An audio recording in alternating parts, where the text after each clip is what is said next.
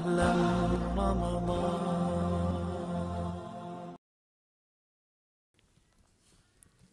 بابو صوم الدہر، صوم الدہر کا بیان یعنی زندگی بھر کے روزے رکھنے کا بیان. یعنی کوئی بندہ کہے کہ بس میں تو روزانہ روزہ ہی رکھتی ہوں، تو اس کے بارے میں کیا اللہ تعالیٰ کا حکم ہے. ان عبد اللہ ابن عمر قال اخبر رسول اللہ صلی اللہ علیہ وسلم انی اقول، کہ رسول اللہ صلی اللہ علیہ وسلم کو خبر دی گئی کہ میں کہتا ہوں واللہ اللہ کی قسم لأصومن النہار، ضرور میں روزے رکھا کروں گا دن کو، وَلَأَقُومَنَّ اللیل، اور میں قیام کیا کروں گا رات کو. یعنی ایک بڑی شدت سے اپنی ایک نیت بنا رہے تھے، تو کسی نے نبی صلی اللہ علیہ وسلم کو جا کر بتا دیا. ما عشت، جب تک بھی میں زندہ رہا. فقلت لہ، تو میں نے کہا آپ صلی اللہ علیہ وسلم سے، قد قلتہ بأبی انت و امی، اور میں نے اس طرح عرض کی کہ میرے ماں اور باپ آپ پر فدا ہوں. قال، فرمایا، فإنک لا تستطیع ذلک، تو آپ صلی اللہ علیہ وسلم نے کیا فرمایا کہ تم اس کی استطاعت نہیں رکھو گے. فصم و افطر، تو روزہ رکھو بھی اور افطار بھی کرو. وقم و نم، اور قیام کرو بھی اور رات کو سو بھی. وصم من الشہر ثلاثۃ ایام، اور روزے رکھ لو ایک مہینے میں 3 دن کے.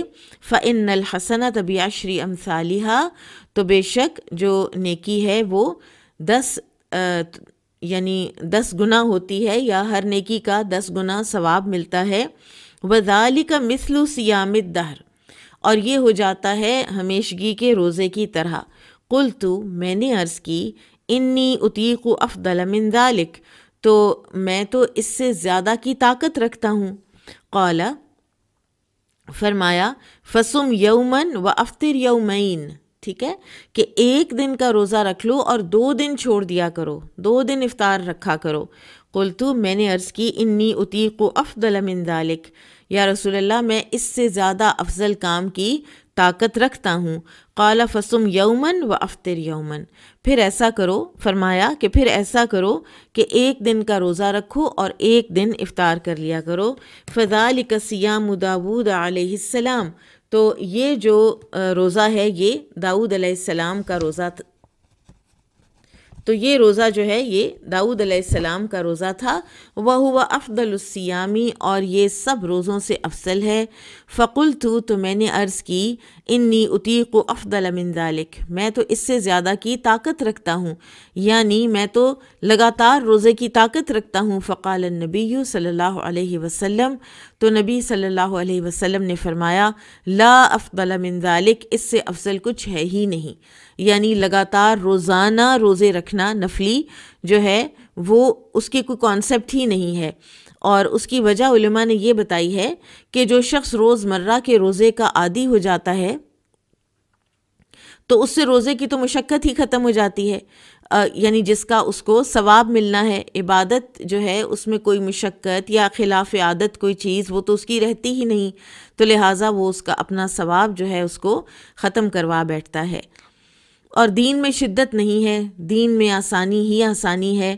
تو لہٰذا نبی صلی اللہ علیہ وسلم نے جو میکسیمم کی اجازت دی وہ 1 دن روزہ رکھنا اور 1 دن روزہ چھوڑنے کی تھی، اور یہ بھی بہت زیادہ ہے. اور اللہ تعالیٰ کو سب سے زیادہ پسند وہ کام ہے کہ وہ جو کنٹینیوٹی کے ساتھ کیے جائیں، چاہے وہ قلیل ہی کیوں نہ ہوں. تو اگر کوئی اپنے لیے مہینے میں 3 دن کے روزوں کا ایک معمول بنا سکتا ہے تو یہ ایک بہت ہی سعادت والی بات ہے، بہت عظیم عبادت ہے روزہ رکھنا، روزہ رکھنے کی توفیق ہونا. اور توفیق ہو جائے تو ہمت بھی اللہ سبحانہ و تعالیٰ خود ہی دیتے ہیں، اور اس پر استقامت اور دوام بھی اللہ سبحانہ و تعالیٰ خود ہی دیتے ہیں. نیکی کی توفیق بھی اللہ تعالیٰ سے مانگیں، جیسا کہ اللہ سبحانہ و تعالیٰ قرآن میں فرماتے ہیں، وَإِذَا عَزَمْتَ فَتَوَكَّلْ عَلَى اللَّهِ، کہ جب تم عزم کر لو ایک بات کا تو پھر اللہ تعالیٰ پر بھروسہ رکھو کہ پھر اللہ تعالیٰ اس کی توفیق بھی دیں گے.